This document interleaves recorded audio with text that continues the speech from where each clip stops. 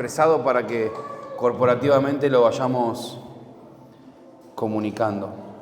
Esto es hermoso porque lo que antes pensábamos que era la presencia de Dios, que bajaba, subía, se iba, volaba como una paloma, hoy entendemos que es la conciencia del cuerpo. Es como que este horario nos desacomodó un poco, ¿no? Buenísimo. ¿Cómo están? ¿Qué les queda mejor, sábado a la noche o domingo? No contesten porque va a ser el domingo la reunión, tranquilo. ¿Qué les queda mejor, sábado o domingo? Levante la mano lo del sábado. Domingo, listo. Bueno, ¿cómo andan? ¿Bien? ¿Todo bien? Buenísimo. ¿Tienen frío? Sí. Buenísimo. ¿Sí? ¿Quién dijo sí? Bien. ¿Tenés calor? Sí. Bien, hoy vamos a hablar de la fidelidad, ¿sí? Por eso hicimos esa introducción, cantamos al Señor. Estamos muy contentos de este tiempo que estamos viviendo. Durante todo este año estamos hablando de esta palabra que seguimos, que vamos a estar predicando durante todo el 2026 y todo el 2027 también, cielo nuevo y tierra nueva. Una palabra que es tan esperanzadora, tantos años hablando de que el mundo se iba a caer a pedazos, de que iban a venir bichos raros, de que se iba a terminar un día, y un día escuchando un estudio con Mateo chiquito, en el 2000, no quiero decir un año que no es, pero antes de la pandemia, 2019, ahí cerquita de la pandemia, estábamos escuchando un estudio que decía que el mundo está cada vez mejor. Y durante toda nuestra vida escuchamos que el mundo está peor, que cada vez peor y que cada vez peor. Y escuchábamos esta enseñanza y decíamos, y Mateo me mira, era más chiquito, hoy tiene 21, debería tener 13, 14. Y me dice, claro, papi, ¿cómo puede ser que si estamos los cristianos en el mundo impartiendo a Cristo, el mundo está cada vez peor? Y eso es lo que vamos a aprender estos años. Cielo nuevo y tierra nueva. Dios poniendo a sus hijos, impartiendo vida, contagiando esta imagen de Dios a todos. Y qué lindo poder ser parte del equipo del Señor, poder ser parte de que Dios crea. ¿Pueden cerrar la puerta, por favor, los que están atrás? Gracias. De que Dios pueda hacernos parte de su plan. Sí, eso es maravilloso, porque nosotros no creemos. Gracias. Nosotros no creemos que nosotros lo podemos hacer, pero Él sí cree en nosotros. Y así como un día creyó en una chica de 15 años para llevar a ese bebé que era el salvador del mundo, y cualquiera de nosotros hubiese dicho, no, que sea una mujer mayor, que ya tuvo 10 hijos, que va a saber cómo acostarlo, boca arriba, boca abajo, va a saber dónde tenerlo. No, Él creyó en María, porque Él sabe las cosas y así cree en nosotros. Esa es la misma confianza que tiene nosotros y nosotros no tenemos esa confianza en nosotros mismos, porque Él depositó su vida en nosotros. Y eso es lo que somos, ¿no? Vasos de barro que por dentro llevamos este tesoro que es Cristo. Y claro que cuesta entenderlo, ¿no? Porque mientras más lo decimos, no puede ser. No puede ser que el alfa, el omega, el primero y el último, el que fue la razón de la creación, por cual fueron creadas todas las cosas, viva en nosotros. Y nosotros en Él. Es medio incomprensible, ¿no? Pero bueno, ahí vamos. Acercándonos a esta verdad cada vez más. Cada vez lo podemos ver más y se van cayendo los velos y se van cayendo los velos. Como una cebolla interminable que se van cayendo las capas. Pero cada vez que lo vamos viendo, vamos vislumbrando esta paz que podemos sentir, que podemos vivir, que podemos expresar, que podemos contagiar. De eso se trata. ¿Sí? Y hoy vamos a hablar de la fidelidad del cielo. Durante todo este mes de junio estamos hablando de la fidelidad.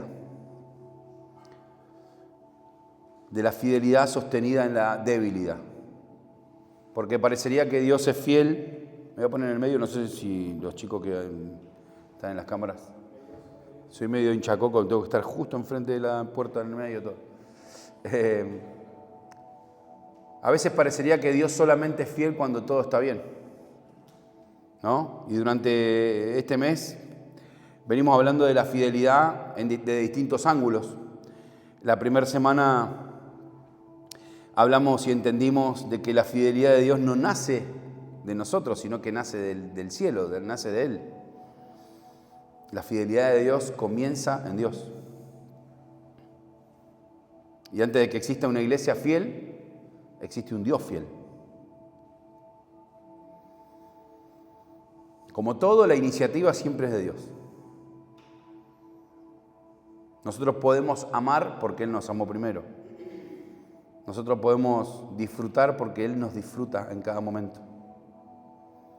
Después, la segunda semana, vimos que para mí es algo mucho más profundo y entramos en esto de que Cristo caminando entre la iglesia.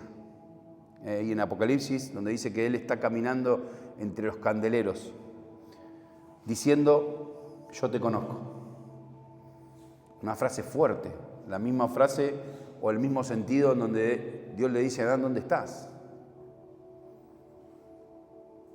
¿No? Es el mismo Dios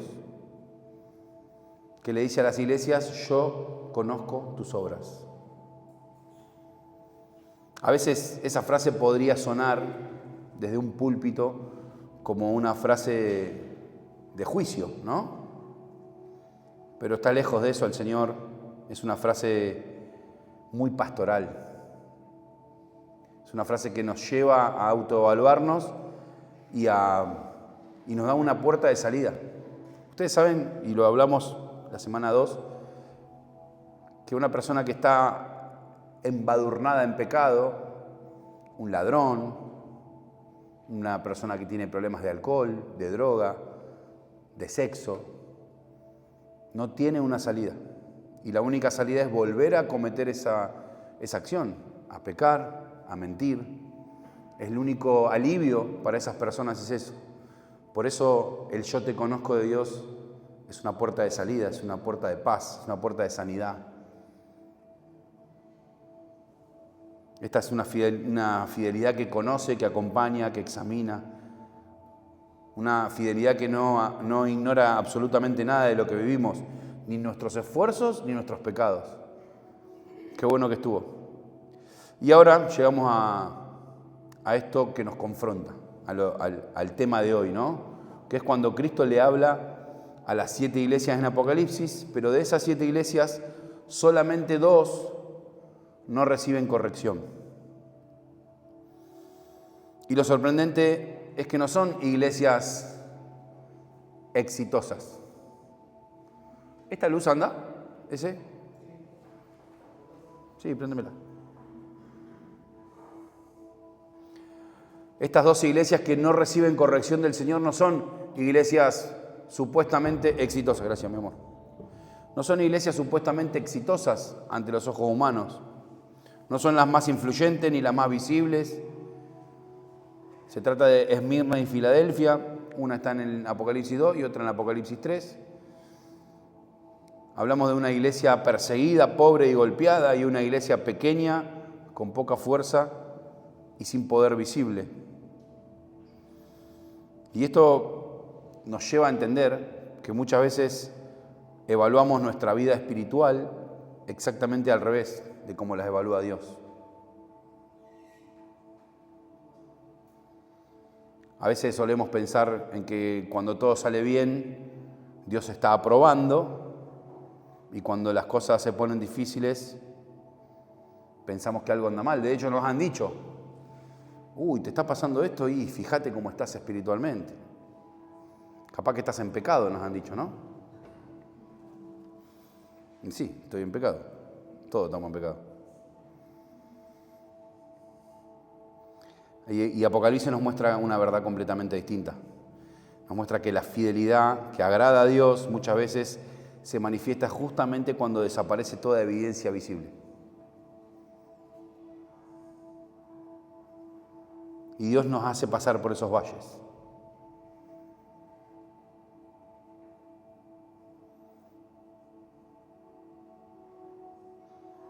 Y eso es porque Dios nunca va a sostener su obra sobre nuestras fuerzas. Él necesita que su poder esté en nuestra debilidad. Así que si te querés hacer el fuerte o le querés pedir fuerzas a Dios, Señor, dame fuerza. Y Dios te dice, no, mira, si te doy fuerza, te olvidas de mí. Así que mejor no.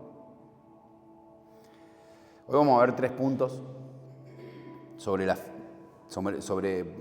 esta fidelidad de Dios que se representa en la debilidad. El primero se llama que la debilidad no descalifica a la fidelidad. Cuando estamos en un momento de debilidad, de prueba, de aparente no resultado, eso no descalifica la fidelidad de Dios. Eso no muestra que Dios no sea fiel. Y lo primero que vemos en estas 2 iglesias es algo llamativo, ¿no? Que son lo que decíamos, las únicas 2 iglesias que no son apercibidas por Dios. Las otras 5, sí. Pero ambas tienen algo en común, que desde la perspectiva humana son débiles. Y esto nos confronta, porque a veces confundimos eso y pensamos que si todo funciona, entonces va todo bien. ¿Cuántos sienten que a veces que si está todo bien es porque Dios nos está aprobando? Y si está todo mal, lo sabemos, porque la teoría casi que la tenemos. Pero cuando estamos remando en dulce de leche decimos, Señor, ¿qué más querés de mí, Señor? Voy a la iglesia, me siento adelante, ayuda a limpiar. Y ahora esta carta de documento, Señor.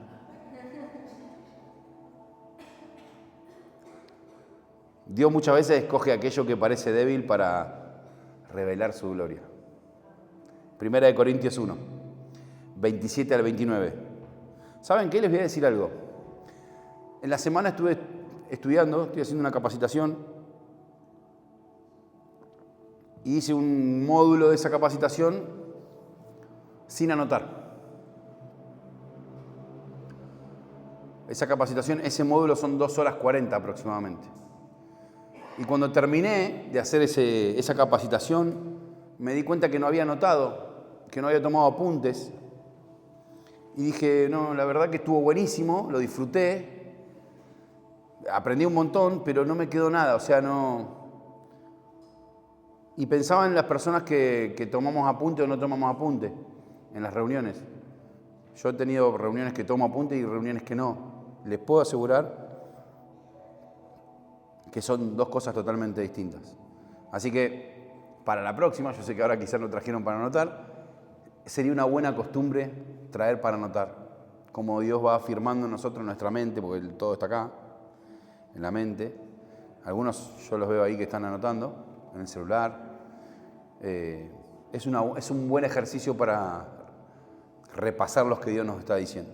1 Corintios 1, 27 y 29 dice, pero Dios, para los que no saben, Centro Cristiano Mar del Plata ama los peros de Dios.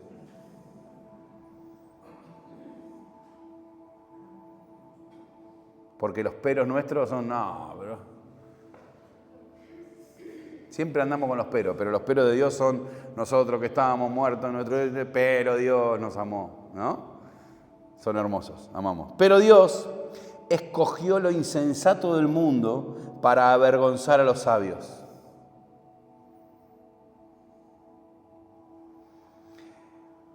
Y escogió lo débil del mundo para avergonzar a los poderosos.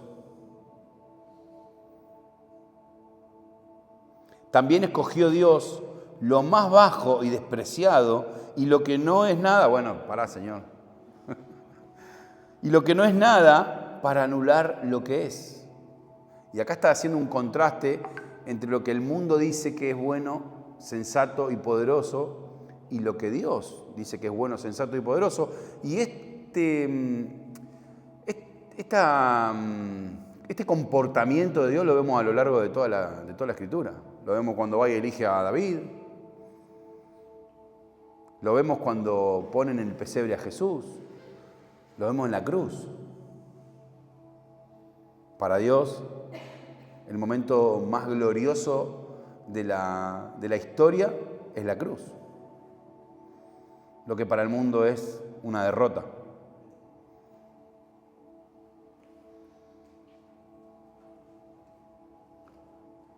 El reino nunca fue construido sobre lo impresionante. ¿Con esto queremos decir que no queremos tener una congregación de 5.000 personas? No, sí, queremos tener una congregación de 20.000 personas y que muchas congregaciones sean de 20.000 personas. No estamos diciendo eso, porque si no nos apañamos atrás de, bueno, seamos pocos. Porque el Señor quiere congregaciones chicas. No, cuando predicó el Señor eran 15.000 y cayeron y Pentecostés y ya sabemos toda la historia, ¿sí? Así que no seamos mediocres espirituales, vayamos por más. Lo primero de la tierra, lo segundo de la tierra y hasta el fin del mundo. Toda la tierra llena de su gloria. Dios no necesita grandes manifestaciones o grandeza humana. Y muchas veces esperamos sentirnos fuertes, y acá está el quid de la cuestión, esperamos sentirnos fuertes para creer que Dios está obrando. No, ahora no porque estoy con el tema de que miento. O ahora no porque como estoy, no sé, a veces me fumo un pucho. Y el pastor come mayonesa. Y entre el pucho y la mayonesa o el helado, no hay mucha diferencia. Le hemos puesto demasiada estructura y religiosidad. Y muchas veces es justamente esa debilidad la que Dios necesita para poder obrar.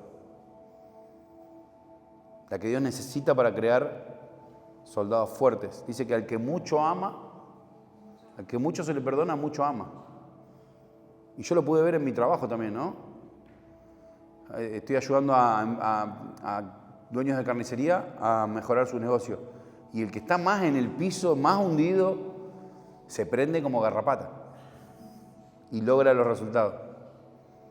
Claro, porque al que mucho se le perdona, mucho ama. La debilidad muchas veces destruye nuestra autosuficiencia. Porque no nos olvidemos que venimos de ahí, de Adán, ¿no? Y el pecado de Adán fue uno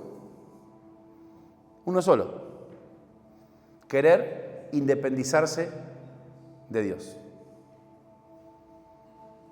No importa la edad que tengas, si tenés 80, 70, 14, 13. Si te querés independizar y ser autosuficiente de Dios, tu vida está destinada al fracaso y al sufrimiento. No hay otra. Por más que seas Messi, Maradona, Elvis Presley o el que seas. Por más que tengas 10 millones de dólares o estés cuidando coche en la peatonal. Lejos del Señor no podemos hacer nada. Nacimos para eso. Tan simple como eso.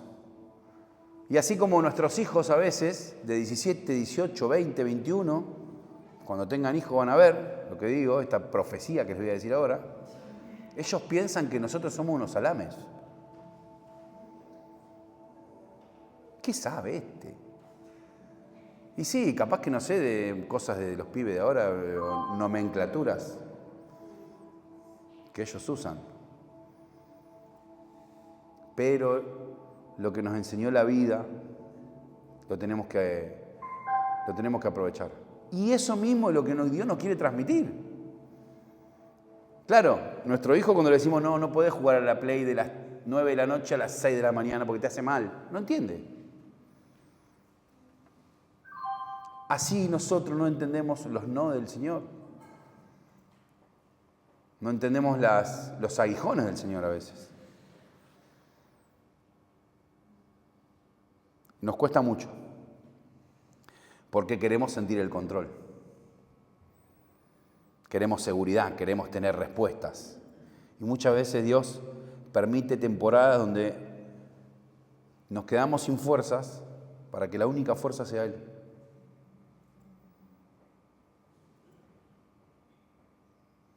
Y después, cuando pasan esas temporadas, miramos atrás y decimos, menos mal. Menos mal que fui débil ahí, menos mal que pasamos por esto. Mirá si no hubiese pasado por esto. Juan 15:5 dice, yo soy la vid y ustedes son las ramas. Y siempre digo lo mismo, pero el público se renueva. Entonces lo voy a decir otra vez. Yo me imagino a Dios hablando con Jesús en el cielo y dice, bueno, voy para allá. Voy a hacer el mandado que me diste. Voy a salvar al mundo. ¿Cómo les hablo de la eternidad? Y Dios diciéndole, bueno, ponele ejemplos de ahí, de ellos. Y sí, el reino de los cielos, semejante a una moneda que un hombre perdió, un campo, a un hijo que se fue. Entonces Dios hace de algo tan extraordinario y tan inexplicable algo muy simple. Es tan relevante lo que nos quiere enseñar Dios, que es el motivo por el cual estamos acá y el motivo por el cual la humanidad falló. Es el motivo por el cual Adán pecó. Separarse de la vida. Nosotros leemos este versículo y a veces lo pasamos como si fuera una frasecita de dos corazones. Estaría bueno, 2 corazones. No, yo soy la vid y ustedes son las ramas. Amados, si nos quedamos en este versículo tenemos para hablar todo el día. Yo soy la vid y vos sos la rama. Ahí nos habla de dependencia, alimento, sostenibilidad, vida, fruto. Y hoy Dios nos está diciendo, yo soy la vid y vos sos la rama. Y si la rama está pasando por un momento de otoño, pero está agarrada a la vid, no pasa nada.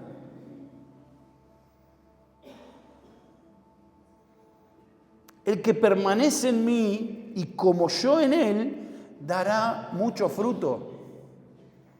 El otro día estábamos hablando con un pastor y decíamos, ¿cuál es la ambición de un líder espiritual? ¿O cuál debe ser la ambición de un líder espiritual?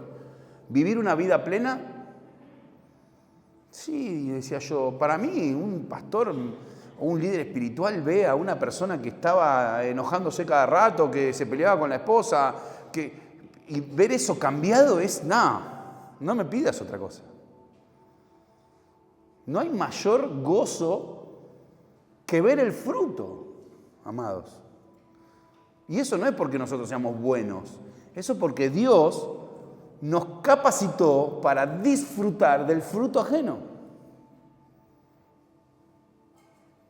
Por eso dice, yo soy la vid y ustedes son las ramas. El que permanece en mí, como yo en él, ¿será pleno? ¿Va a ser feliz? ¿Va a tener mucha plata? No, va a dar fruto.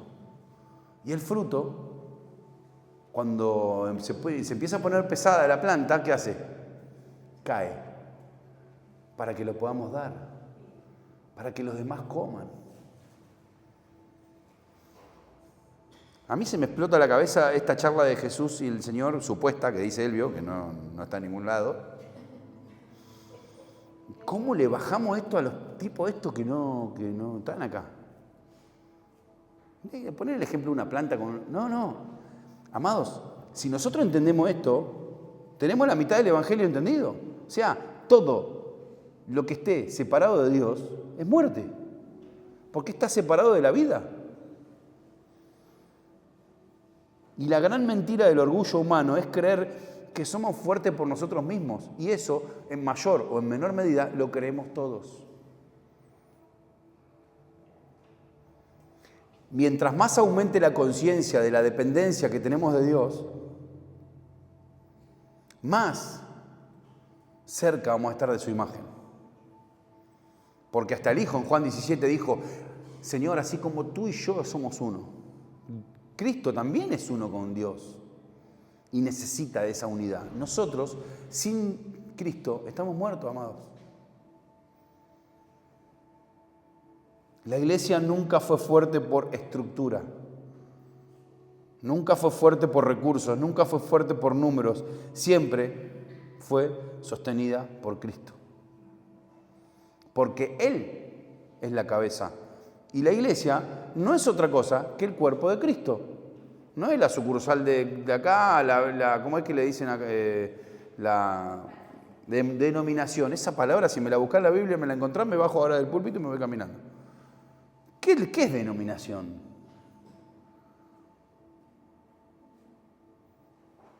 No la encuentres por el amor de Dios.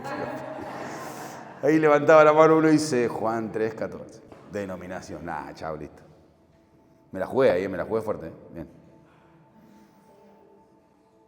Denominación. No, la iglesia es una. Y la cabeza es Cristo.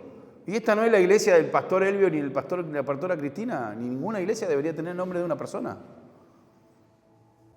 Y los que nos conocen saben que no hablamos mal de las iglesias, sino que sufrimos por estas cosas. Porque son nuestras iglesias. Son nuestras iglesias. Somos parte de la misma iglesia. Y muchas veces simplemente nos damos cuenta de algo que siempre fue verdad. Nunca éramos fuertes sin Él. Nunca vamos a ser fuertes sin el Señor.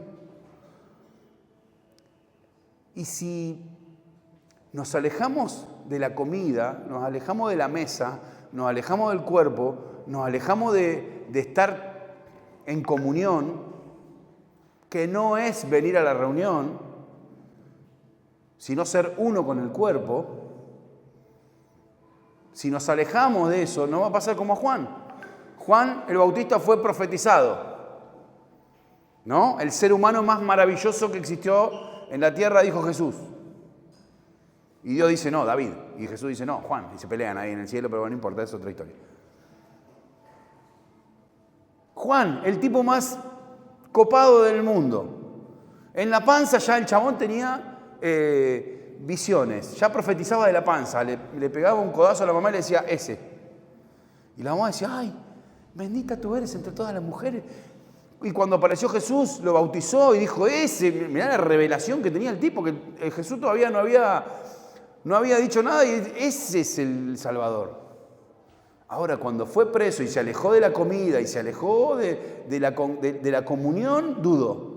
Y le mandó a preguntar a Jesús, ¿era vos? ¿Sos vos? ¿O sos Elías? ¿Quién sos? Así que, ojo, mire que esté firme que no caiga. Mire que esté firme que no caiga. Salomón pasó por lo mismo. El hombre más sabio sobre la tierra. El hombre más sabio sobre la tierra pasó lo mismo.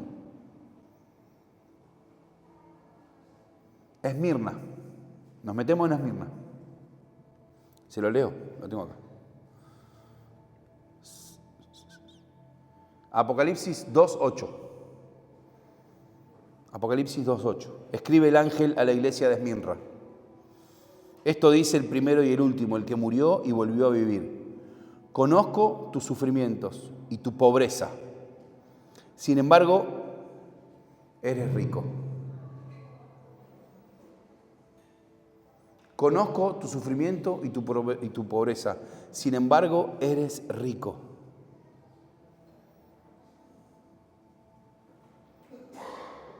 Sé cómo te calumnian los que se autodenominan judíos y no lo son, pues solo son una sinagoga de Satanás.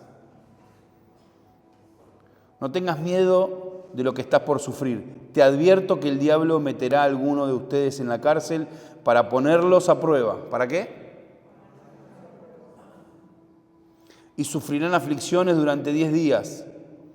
Sé fiel hasta la muerte y yo te daré la corona de la vida.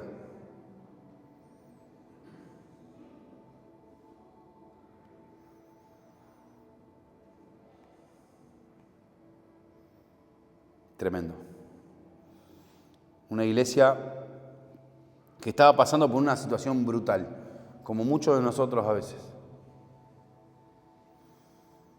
Era una iglesia perseguida, empobrecida, amenazada, golpeada. Y sin embargo, Cristo no la corrige.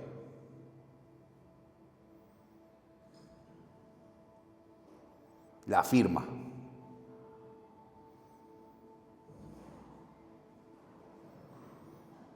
Porque donde la tierra ve pobreza, donde el mundo ve pobreza, Dios ve riqueza. La verdadera riqueza nunca fue lo que tenemos. Siempre la verdadera riqueza es Cristo en nosotros. Santiago 2:5. Escuchen, mis queridos hermanos, ¿acaso no ha escogido Dios a los que son pobres según el mundo para hacerlos ricos en la fe y herederos del reino que prometió a quienes lo aman?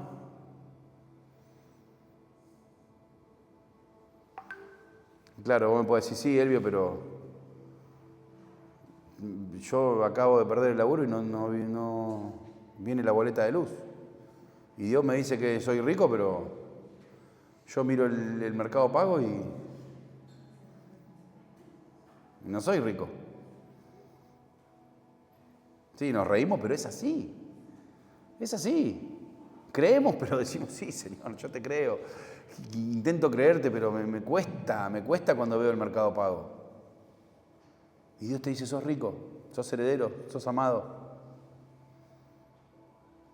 Y hay temporadas donde sentimos que perdemos muchas cosas. Estabilidad, seguridad. Nosotros los hombres, si estamos mal financieramente, nos sentimos como que le fallamos a nuestra esposa, a nuestro hijo, A veces perdemos comodidad. Antes teníamos un autito más que por lo menos andaba 4 cuadras y no se quedaba. Pero Dios nunca llamó riqueza a lo mismo que nosotros llamamos riqueza. Y cuando nomás nos vamos acercando a la verdad de Dios, más vamos entendiendo esto que entendía Pablo. Antes yo pensaba que lo que valía eran las cartas que yo tenía, la importancia que tenía delante de la gente, y ahora me doy cuenta que eso no vale nada. Ahora me doy cuenta que lo único que vale es conocerte más, Señor. Y si vale, invierto. Ahora, ¿cómo me doy cuenta si para mí vale? ¿Cómo me doy cuenta si para mí vale?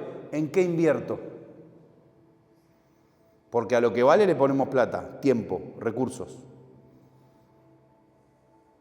interés. ¿Dónde está tu corazón? Ahí está tu tesoro. Y donde está tu tesoro, ahí está tu corazón.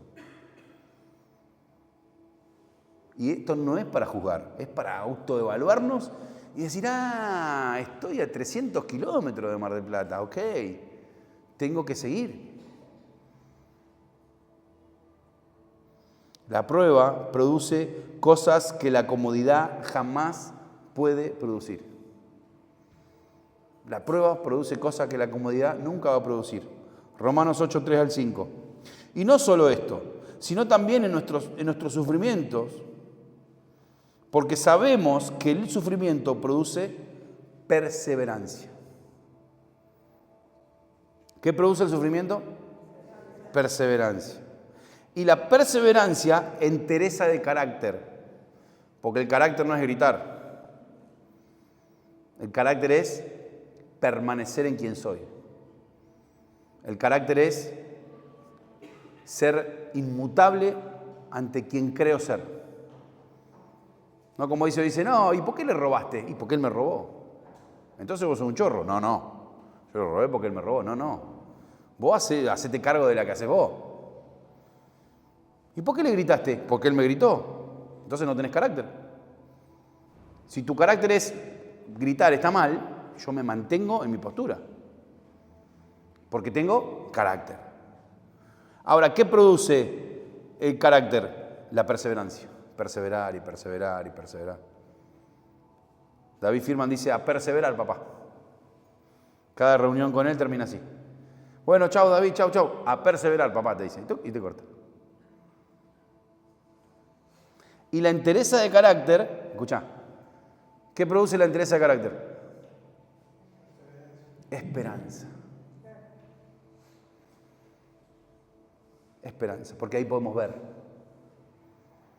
Pero a veces nos quedamos en la primera, ¿no? Nos quedamos en el sufrimiento. Y somos como eso que choca y choca. Y estamos ahí, como Egipto, como Israel en el desierto, dando vueltas por algo que era tan simple.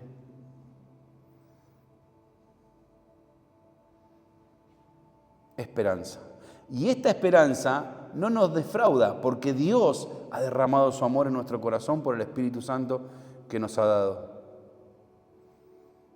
Y obviamente que nadie quiere atravesar sufrimientos. Todos oramos para que ciertas cosas terminen rápido. Es como estar en una prueba de matemática y a los 15 minutos decir, ay, Señor, que se termine esta prueba. Pará, amigo, prueba. Dame la hoja y que yo te pongo un 7 y se terminó la prueba. Ay, no, Señor, yo quiero que termine ahora, a los 15 minutos. No. ¿Cuándo termina la prueba? Cuando salimos aprobados. Así que si usted está en una prueba hace muchos años, a aprobar. Muchas veces Dios está formando dentro nuestro algo que solamente nace en medio de ese proceso. Como el oro. Que solamente lo podemos poner a prueba en el fuego. Y hay cosas que nunca crecerían en nosotros si todo fuera tan fácil. Nuestra esperanza no depende de circunstancias, sino de la resurrección. Esto es hermoso. Primera de Pedro 1, 3 al 4. Alabado sea Dios, Padre nuestro del Señor Jesucristo, por su gran misericordia. Nos ha hecho nacer de nuevo mediante la resurrección de Jesucristo, para que tengamos, y siempre que hay un para, stop. Cada vez que hay un para, hagamos un stop porque ahí hay un propósito del Señor para nosotros. Nos ha hecho de nuevo mediante la resurrección de Jesucristo, para que tengamos una esperanza viva. ¿Para qué nos ha hecho nacer de nuevo el Señor mediante la resurrección? Para que tengamos una esperanza viva. Para que tengamos una esperanza viva y recibamos una herencia indestructible, incontaminable e inmarcesible. ¿Cómo es la herencia? No, tremenda. Tiene un montón de indestructible. Por eso estamos confiados en la promesa. Porque Él es fiel. Porque su promesa no está atada a nuestros resultados. Porque su promesa no está atada a lo que nosotros podamos hacer o no podamos hacer. Su promesa está atada a que es indestructible, incontaminada, inmarcesible. Tal herencia está reservada en el cielo para ustedes. Eso merece un aplauso.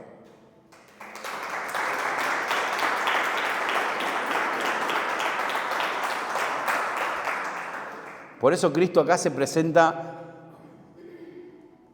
yo fui, estuve muerto, pero ahora vivo. Y esto es tremendamente poderoso. Porque no nos está hablando de un pedestal, no nos está hablando de ese lugar donde no la vivió. No, Él estuvo muerto, pasó por la muerte, sufrió lo que no debía sufrir por nosotros y ahora está vivo con las llaves.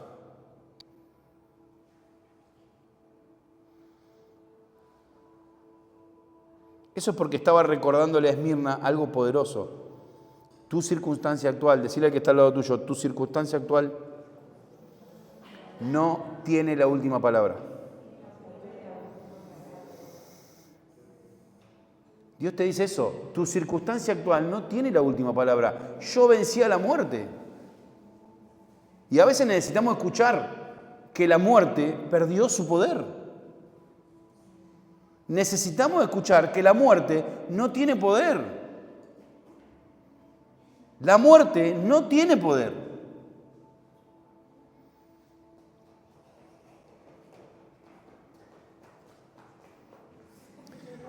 Cuando vemos a Filadelfia,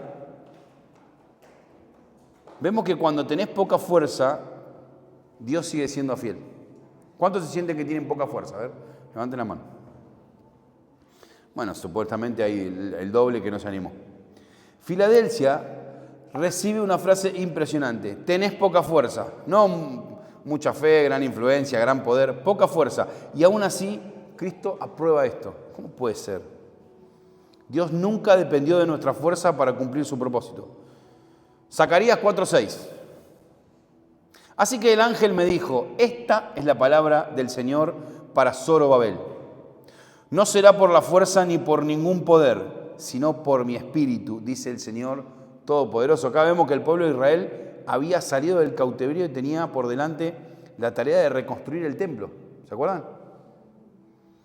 Pero se habían vuelto débiles, sin recursos, rodeados de la oposición y estaban completamente desanimados. Y en medio de esa realidad, cuando parecía que no tenían la fuerza suficiente para cumplir esto que Dios les había dicho, Dios le recuerda a Zorobabel: esto nunca dependió de tu fuerza. Nunca dependió de tu capacidad. Yo creo que hoy Dios nos está diciendo, y particularmente a muchas personas, esto no depende de tu fuerza. Esto no depende de tu capacidad. Esto es por mi espíritu. Y muchas veces creemos que no podemos sostener ciertas cosas. Palabra no casual. Cosas. ¿Cuánta importancia le damos a las cosas, no? ¿Cuánto valor le damos a las cosas? Entonces Dios jamás necesita de nuestra fuerza para avanzar en su reino. Eso es lo que realmente tiene valor. Que su reino avance. Lo hace con nosotros, lo hace en nosotros, nos hace parte de su equipo, pero no es con nuestra fuerza. Y eso es maravilloso. Porque a veces venimos acá a servir o vamos al trabajo desganados, fundidos, desanimados, que nos peleamos con nuestra esposa, que esto, que lo otro, y Dios lo hace igual. Dios lo hace igual. Siempre fue su espíritu. Siempre fue su espíritu. Y Dios fortalece precisamente al que reconoce en su debilidad. Por eso necesitamos reconocernos débiles. Isaías 40, 29, 31. Él fortalece al cansado y acrecienta las fuerzas del débil. Aún los jóvenes se cansan, se fatigan y los muchos tropiezan y caen, los muchachos. Pero los que confían en el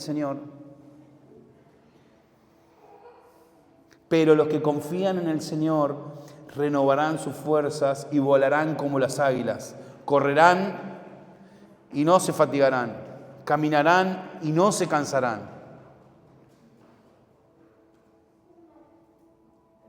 Acá Israel también estaba viviendo una temporada de cansancio profundo, cuando Dios le habla a Isaías. Hay momentos donde sentimos que no podemos más. Y muchas veces queremos esconder esto delante de Dios, pero el reino no funciona negando la debilidad. Señor, llévatelo. Ahora. El cable, Señor. Cuando nosotros no podemos abrir las puertas, Cristo abre las puertas. Porque Él sigue teniendo las llaves. ¿Estamos acá? Tapale la boca si no grita. No, mentira, Juana. Juana le decís algo y chao. Ya lo ató. Apocalipsis 3, 7 y 8. Escribe el ángel a la iglesia de Filadelfia.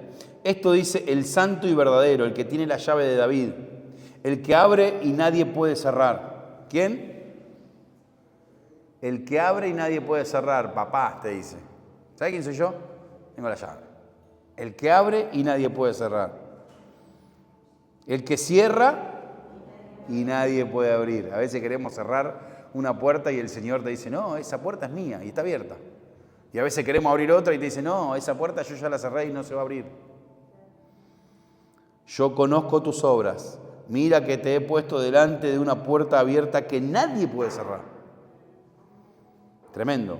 Sé que tienes poca fuerza. Sin embargo, has obedecido mi palabra y no has renegado de mi nombre.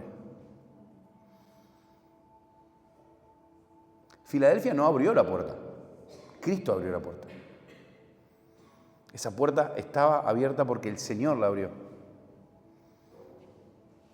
No porque nosotros seamos más fuertes, porque Él es fiel.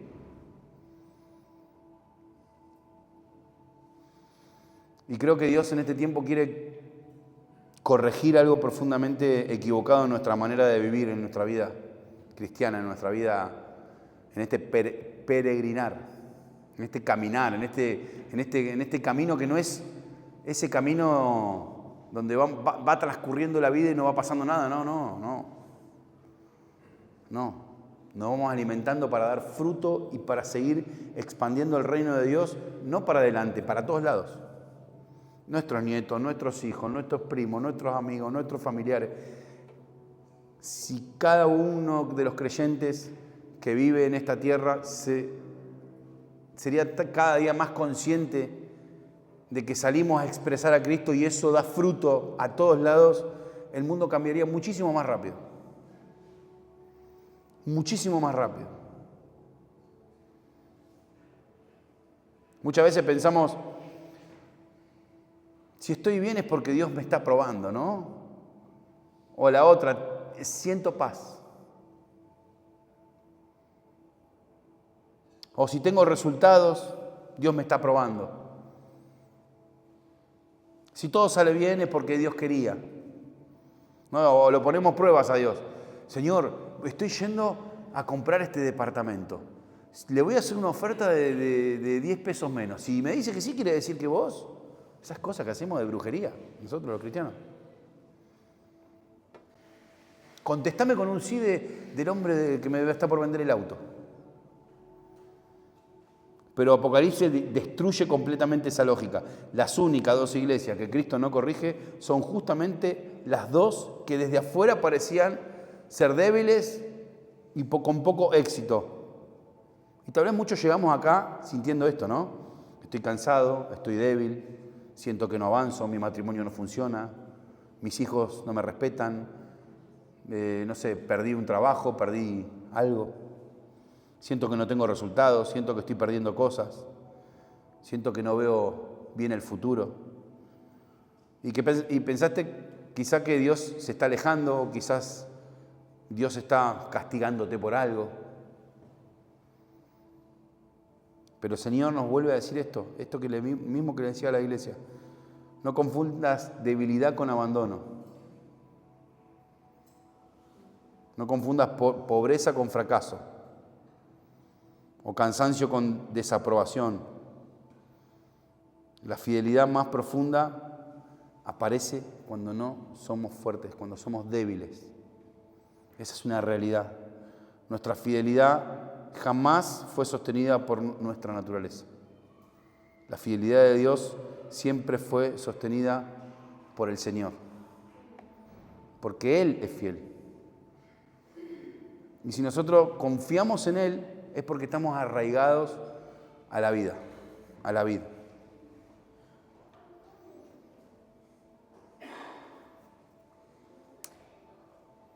Si quiere, póngase de pie, vamos a orar. No sé si Cristina quería venir. Llámenla a Cris, que me dijo que quería orar ella.